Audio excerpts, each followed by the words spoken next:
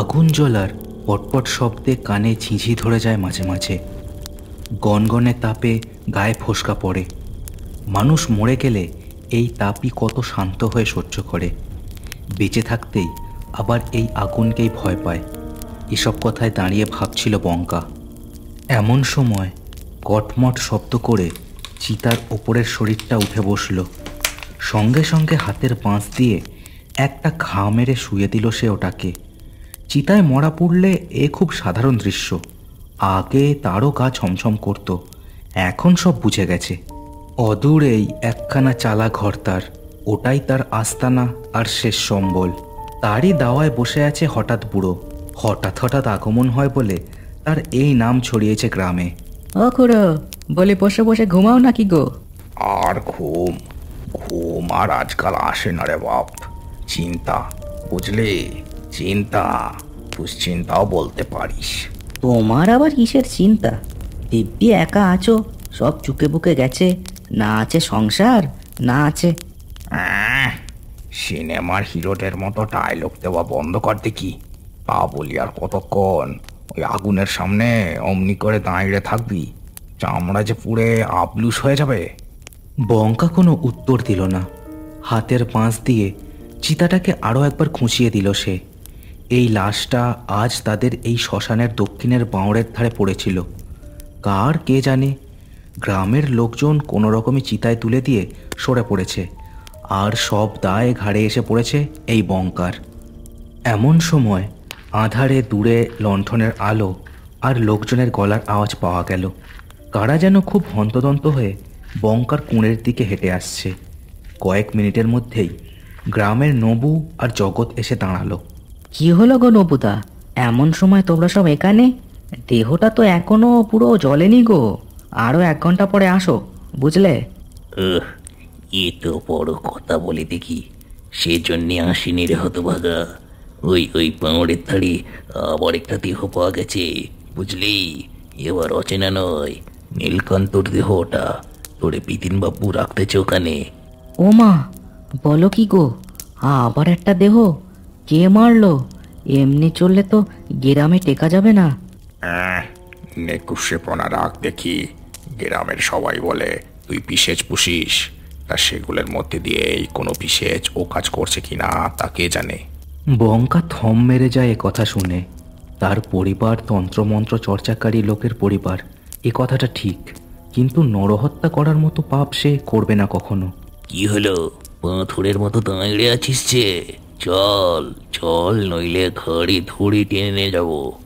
বঙ্কা কোনো কথা না বলে বাঁশটা একদিকে ফেলে দিয়ে তাদের সাথে চলল। তার ঘরের দাওয়াটা তখন শূন্য। হঠাৎ বুড়ো যেমন হঠাৎ এসেছিল, তেমন হঠাৎই আবার উঠে চলে গেছে সেখান দিয়ে।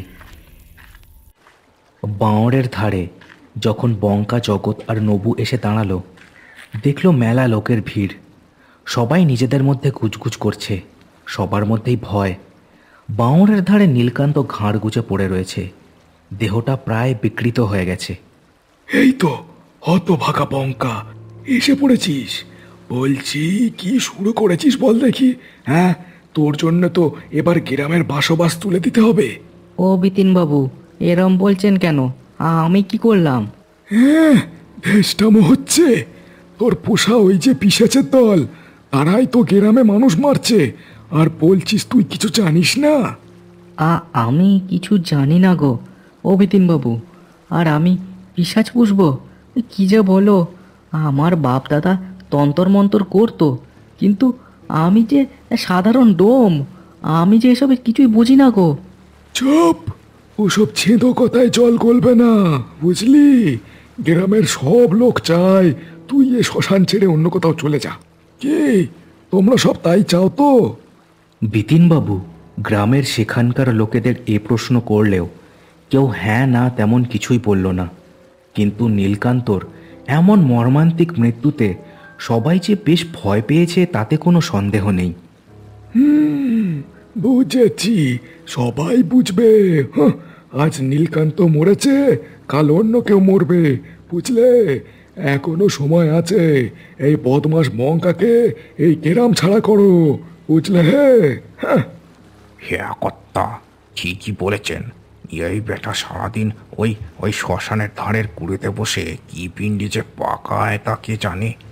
ব্যাটারে না তাড়ালে এবার কবে আবার কার উপর যে পিশাচ ছাড়বে কে জানে। হ্যাঁ, তুমি যাই বলো বিপিন বাবু, বঙ্কা ছেলে মানুষ, আর ওর মতো সরল সাদাসিধে ছেলে হয় না। এই গ্রামে যদি পিশাচ আসে তবে সাতমন্ডি বাবার কাছে মানত দেব, তিনি আমাদের রক্ষা করবেন।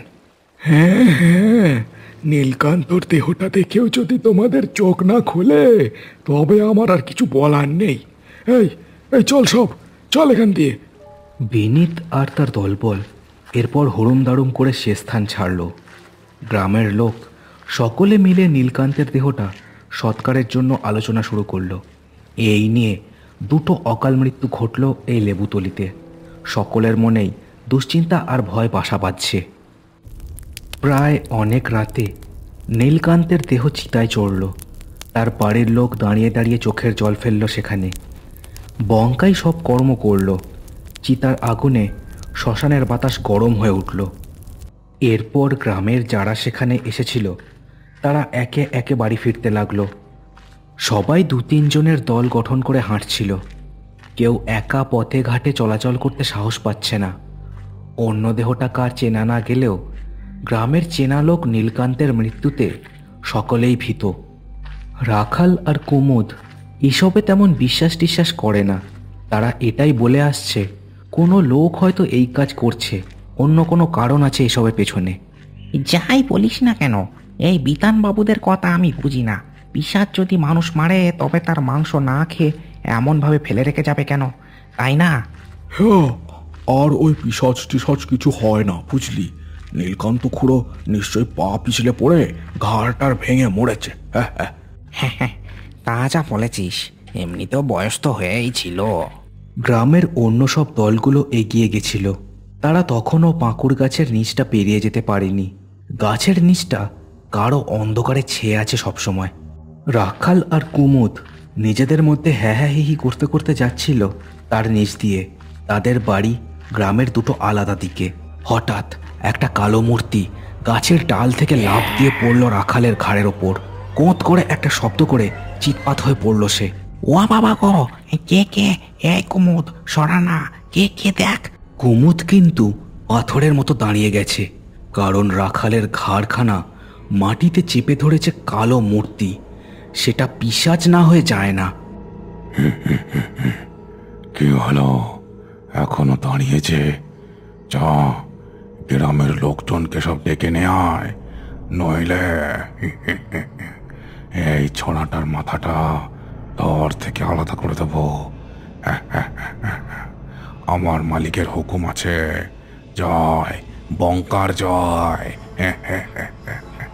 কুমুদ ভয়ে কাঁটা হয়ে গেলেও পিশাচটার চিৎকারে সঙ্গে সঙ্গে উল্টো দিকে দৌড় দিল গ্রামের মধ্যে। কি চাও, কি চাও আমার থেকে? আমায় তার কথাটা শেষ হলো না। পিশাচের নখযুক্ত হাতের এক ঘায়ে 2 চোখ বন্ধ হয়ে গেল তার। প্রায় ভোর ভোর হয়ে এসেছে। বঙ্কা তার দাওয়ায় বসেছিল। রাতে তার তেমন ঘুম আসে না। বিড়িখানায় শেষ টান দিয়ে ছুঁড়ে ফেলে দিল সে। এমন সময় হঠাৎ বুড়ো হঠাৎ করেই অন্ধকার থেকে টুকটুক করে হেঁটে এসে দাঁড়ালো সেখানে। তার হাতে সবসময়কার সেই হুঁকোটা। তাকে দেখে বঙ্কা বিরক্ত হয়ে বলে উঠল, তখন কোথায় গায়েব হয়ে গেছিলে বলো তো? সত্যি দরকারে তোমাকে কখনো পাই না। কেমন ধারা যে লোক তুমি বুঝি না বাপু। বড় বেশি কথা বলিস রে তুই বঙ্কা, বুঝলি? সারা দুনিয়ার কোনো খবর তোর নেই। সারাদিন এই কুড়োতে বসে বসে খালি আকাশ পাতাল ভাবিস। মেলা জ্ঞান দিও না তো। কি বলার জন্য এসেছো সেটা বলো শুধু। শোন, ওই বিপিন বাবু ভালো লোক নয়। তোর এই জমিখানার জন্য সে সব করতে পারে, বুঝলি? আবার শুনছি গ্রামে নাকি পিশাচ এসেছে। তুই কিন্তু সাবধান হ, বুঝলি? সাবধান হ। এখানে একা একা পড়ে থাকিস, কোনো বিপদ আপদ হলে। বঙ্কা কোনো কথা বলল না, খালি উদাস চোখে পূব আকাশের দিকে তাকিয়ে থাকলো। এ জগতে তার আপনও কেউ না, পরও কেউ না, তাই কোনো ভয় বা আক্ষেপ তার কিছুই নেই। এমন সময় গ্রামের 2-4 জন লোক আর বিপিনবাবু সেখানে এসে হাজির হলো। তাদের মধ্যে কুমুদও আছে। সবাই যেন মারমুখী। একজনের হাতে মশালও দেখা গেল। এই যে ওই বঙ্কার ঘরখানা খুঁজলে হয়তো এখনো রাখালকে পাওয়া যাবে। আমায় পিশাচরা বলেছিল সে বঙ্কার পোষা। বঙ্কা উঠে দাঁড়িয়েছে ততক্ষণে। কি হচ্ছে, কেন হচ্ছে, কিছুই বুঝে উঠতে পারছে না সে। কি হয়েছে গো? তোমরা সব এখন এই সময় আর কি পিশাচের কথা বলছো বলো দেখি? দেখো দেখো দেখো, নাটক করছে দেখো। আজ শ্মশান থেকে ফেরার পথে ওই রাখাল আর কুমুদকে তোর পোষা পিশাচে আক্রমণ করেছে, যেন তুই কিছুই জানিস না। এখন ভাজা মাছ উল্টে খেতে পারিস না এমন ভাব করছিস। এই নবু, যা তো ব্যাটার কুড়েতে খুঁজে দেখ। নবু সঙ্গে সঙ্গে দমাস দমাস করে পা ফেলে ঢুকলো বঙ্কার ঘরের মধ্যে।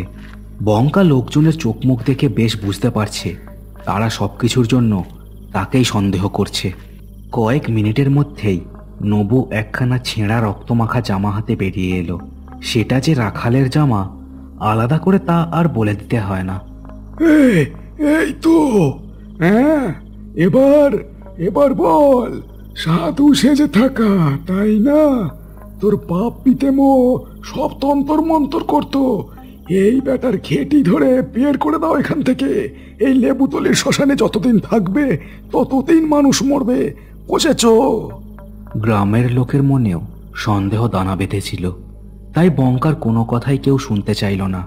তাকে শাসিয়ে দিল যে সকাল হতেই যেন সে গ্রাম ছেড়ে চলে যায়, নইলে তার কপালে খুব দুঃখ আছে। এমন কথা বলো না, এ আমার পিতৃপুরুষের জমি। এ জমি ছেড়ে কোথায় যাব আমি? বেশ, তাই যদি হয় তবে এ শ্মশানে আর কেউ আসবো না। তোর ওই ভূত পিশাচ নিয়ে তুই একাই থাক। আর এরপর যদি মানুষ মরেছে তবে তারকাবাবুকে তলব দেবো, তিনি তোর যা ব্যবস্থা করার করবেন। পূবের আকাশ বেশ অনেকক্ষণ ফর্সা হয়েছে। পাখিদের কিচিরমিচির আর গ্রামের অন্যান্য লোকও উঠে পড়েছে। বঙ্কাকে শাসিয়ে আর পুলিশের ভয় দেখিয়ে সবাই শ্মশান ছাড়ল। বঙ্কা মাথায় হাত দিয়ে বসে পড়ল। এই শ্মশান আর এই কুঁড়ে ছাড়া তার আর কোনো যাওয়ার জায়গা নেই সত্যি। সারাদিন হাটে বাজারে, গ্রামের বটতলায়, সব জায়গায় এই ঘটনা নিয়েই আলোচনা চলল। গ্রামের সবাই বঙ্কাকে আর সহ্য করতে পারছে না, কিন্তু দারোগাবাবুকে তলবও কেউ দেয়নি। আবার সূর্য ডুবল। গ্রামের লোকজন সব যত জলদি সম্ভব নিজেদের বাড়িমুখো হলো। কেউ আর অন্ধকারে পথে ঘাটে থাকতে ভরসা পাচ্ছে না। রাখালের দেহটা এখনো পাওয়া যায়নি, তাই গ্রামের 2-4 জন সাহসী লোক মশাল হাতে খুঁজেছে ঝোপে ঝাড়ে। ভুলেও কেউ লেবুতলির শ্মশানের দিকে যেতে সাহস পাচ্ছে না। সে দলে বিপিনবাবু, নবু, জগৎ, কুমুদ আরও 2-1 জন ছিল। বিপিনবাবুরই যেন আগ্রহ সব থেকে বেশি। না, এভাবে হবে না, বুঝলে? রাখালের দেহ যে ওই ব্যাটা বঙ্কা কোথায় লুকিয়েছে কে জানে। আর কেন যে তোমরা আমার কথা শুনছো না সেটাও বুঝছি না। সেখানে খোঁজ করা সবাই এবার বিপিনবাবুর দিকে ঘুরে তাকালো। তার চোখে মুখে অদ্ভুত এক নৃশংসতা আর শেয়ালের মতো ধূর্ততা খেলা করছে। তো কি করতে বলছেন আপনি? এ যে ভূত পিশাচের কাণ্ড, তান্ত্রিক ওঝা ছাড়া আমরা কি করব বলুন দেখি? অত কথা বলিস কেন? নিশ্চয়ই বিপিনবাবু ভেবেচিন্তেই কথাটা কয়েছেন। উনি তো আর গ্রামের খারাপ চাইবেন না। হ্যাঁ ঠিক। দেখো, আমি বললে তোমরা হয়তো ভাববে আমি ওই বঙ্কার জমি চিড়ে দখল করার জন্য এসব করতে বলছি, কিন্তু সেসব না। ওই কুড়েতে ও বেটা বসে বসে কি যে ভয়ঙ্কর প্রেত সাধনা করে আমরা জানি। বাবা সাতমুন্ডির দিব্যি ওকে ওই শ্মশান থেকে না তাড়ালে গ্রামের চরম ক্ষতি হবে, বুঝলে তো? কিন্তু কি করে? ওটা ওর পিতৃপুরুষের ভিটে, আমরা বললে কি আর সে জায়গা সে ছেড়ে দেবে? ওর কুড়ে ঘরখানায় আগুন দিলেই ও হতভাগা আর ওর পিশাচের দল সব একসাথে শেষ হবে। চলো সব, এই জগৎ, নবু, মশাল আর তেল নে, চলো সব, চলো। সকলে যেন চমকে উঠল বিপিনবাবুর কথায়। কিন্তু পিশাচের ভয় যেন তাদের এই নৃশংস কাজ করার আগের স্বাভাবিক চিন্তাভাবনা শেষ করে দিয়েছে। বাঁওড়ের ধার দিয়ে তাদের দলখানা যুদ্ধের সৈনিকদের মতোই এগিয়ে চলেছে। গ্রামের আরও দু একজন যোগ দিয়েছে তাদের এই দলে। কেউ কেউ সাতমন্ডি বাবার নাম ধরে জয়ধ্বনিও দিচ্ছে। লেবুতলির বাতাস যেন থমকে গেছে মানুষের পায়ের শব্দে। ঘরের দাওয়াতে হেলান দিয়ে বসেছিল বঙ্কা। যে গ্রামকে সে তার মাতৃভূমি বলে জানে, তা ছেড়ে সে যে কোথায় যাবে তা কিছুই বুঝে উঠতে পারছে না। এমন সময় আধার থেকে হঠাৎ বুড়ো এসে দাঁড়ালো। তার মুখে উদ্বেগ আর রাগ ফুটে বেরোচ্ছে। হতভাগা, এখনো এখানে বসে আছিস? ওরে ওঠ, পালা, ওরা যে তোকে পুড়িয়ে মারার জন্য আসছে রে। ওঠ ওঠ। কি বলছো গো খুড়ো? আমায় পুড়িয়ে মারবে? কিন্তু পালিয়ে কোথায় যাব? এ জায়গা ছেড়ে আমার যে কোথাও যাওয়ার জায়গা নেই গো। তা মারুক, অন্তত ভিটেতে তো মরবো, মারুক। হঠাৎ বুড়ো আরও কত কি যে বলল তাকে, কিন্তু তার আর কোনো কথাই কানে ঢুকল না। দূরে আবছা আলো আর মানুষের ধূপধাপ পায়ের আওয়াজ শুনতে পাচ্ছে সে। কয়েক মিনিটের মধ্যেই বিতিনবাবু আর গ্রামের লোক সেখানে এসে পড়ল। মশালের আলোয় তাদের মুখ দেখে ওদেরই যেন আসল পিশাচ বলে মনে হচ্ছে। এই যা, তেল দিয়ে ওর বাড়িখানা ভালো করে নেতিয়ে দে। বঙ্কা, এখনো সময় আছে, চলে যা লেবুতলি ছেড়ে। বঙ্কা কোনো জবাব দিল না। শূন্য দৃষ্টিতে সবার মুখের দিকে তাকিয়ে থাকলো শুধু। নবু বিতিনবাবুর কথায় তেল ছড়াতে ছড়াতে চলে গেল ঘরের পেছন দিকে। এটা কি ঠিক হচ্ছে? একটা জল জ্যান্ত মানুষকে পুড়িয়ে মারলে যে ভগবানও ক্ষমা করবে নি। চুপ শালা, ওর পোষা পিশাচ যখন মুন্ডু ছিঁড়ে খাবে তখন বুঝবি বেশি দরদ তোর, তাই না? চুপ থাক একেবারে, নইলে তোকেও। হঠাৎ বিকট একটা চিৎকার শোনা গেল। মনে হলো যেন ঘরের পেছন থেকেই শব্দটা এলো। আকাশ বাতাস কাঁপানো, রক্ত জল করা চিৎকার। নবুর চিৎকার না? কে হলো? সবাই চারদিকে দেখতে লাগলো। জমাট বাঁধা অন্ধকার চারিদিকে। শ্মশান যে হঠাৎ করে এত নিস্তব্ধ হতে পারে কারোর ধারণাই ছিল না। এমন সময় শুকনো পাতায় শব্দ তুলে একটা বুড়ো লোক ঘরের পেছন থেকে বেরিয়ে এসে দাঁড়ালো তাদের সামনে।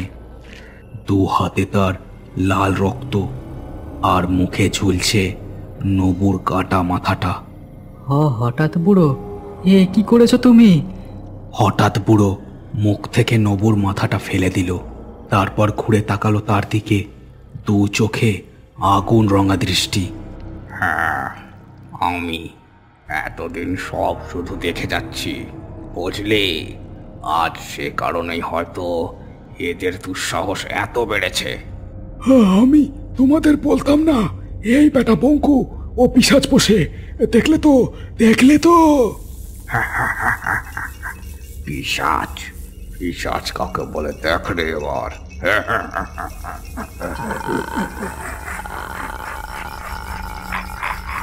বিকট অট্টহাসিটা বিকৃত স্বরে মিশে গেল এবার। হঠাৎ বুড়োর দেহটা তুমড়ে মুচড়ে লম্বাটে হয়ে রূপ নিল এক ভয়ঙ্কর জীবের। লকলকে জীব তার। আর এই রূপ দেখে গ্রামের লোকেদের শরীরের আত্মারাম খাঁচা ছাড়া হবার জোগাড় হলো। তুমি তবে গ্রামের মানুষ মারছো, কিন্তু কেন? না, আমি কাউকে মারিনি রে বাপ। তবে যে মেরেছে সে এখানেই আছে। বলেই হাওয়ার বেগে গিয়ে এক হাতে গলাটা টিপে ধরল জগতের। তারপর মস্ত এক কামড় বসিয়ে দিল তার ঘাড়ে। লাল রক্তের ধারা টপ টপ করে পড়তে লাগলো। মাটি রাঙা হয়ে উঠল। তারপর সে তাকালো বিতিনবাবুর দিকে। সে ভয়ে ঠকঠক করে কাঁপছিল। দু হাত জড়ো করে সে মাটিতে হাঁটু মুড়ে বসে পড়ল। প্রাণ ভয়ে তার মুখখানা সাদা হয়ে উঠেছে। আমায় মেরো না, আমায় ক্ষমা করে দাও। আমি আমি সব বলছি তোমাদের। এ গ্রামে কোনো পিশাচ ছিল না। আমি বঙ্কার এই জমিখানা কেড়ে নেওয়ার জন্য নবু আর জগৎকে পিশাচ সাজিয়ে ওদের দিয়ে নরহত্যা শুরু করেছিলাম। প্রথমে মেরেছিলাম পাশের গায়ের সত্যেন পালকে, তারপর নীলকান্ত, আর শেষে এই কুমুদের সামনেই রাখালকে ঘায়াল করি আমরা। আর কি ভয়ানক কাণ্ড! এই নরপিশাচটার কথায় আমরা আজ কি করতে যাচ্ছিলাম বলো দেখি? ছি ছি ছি ছি। বেশ, আমার কাজ শেষ। বঙ্কা, তুই বড় ছেলে মানুষ, তোর বাপ মরার সময় আমাকে তোর দায়িত্ব দিয়ে গেছিল, বুঝলি? আমি পিশাচ হলেও দায়িত্ব পালন করা আমার কাজ। আর তুই এতই বোকা, এত বছরে জানতেও চাসনি আমি কে, কোথা থেকে আসি। যাই হোক, আজ এত বছর তোকে আমি আগলে রেখেছি, কিন্তু এবার আমায় যেতে হবে। চলি রে, বাবা সাত মুন্ডি তোর ভালো করুন। প্রবল কনকনে ঠান্ডা হাওয়া বয়ে গেল সেখান দিয়ে। হঠাৎ বুড়ো ধীরে ধীরে বাতাসে মিশে গেল। সবাই এবার বিপিনবাবুর দিকে তাকালো, সবার চোখে রাগ আর ঘৃণা। এই শয়তানটাকে পিটিয়ে থেতো করে দাও সবাই মিলে, নইলে আবার হয়তো কারো সর্বনাশ করতে চাইবে। এদের বাঁচিয়ে রাখতে নেই। না, আর রক্তপাত নয়, ওকে তোমরা ছেড়ে দাও। বিপিনবাবু, এই লেবু তুলি ছেড়ে তুমি চলে যাও। বাবা সাতমন্ডির এই গ্রামে তোমার মতো কুচক্রির কোনো জায়গা নেই। না, একে ছাড়া যাবে না। ঠিক আছে, বেশ, তুই রক্তপাত না করতে চাইলে একে আমরা অন্তত পুলিশের হাতে তুলে দেব।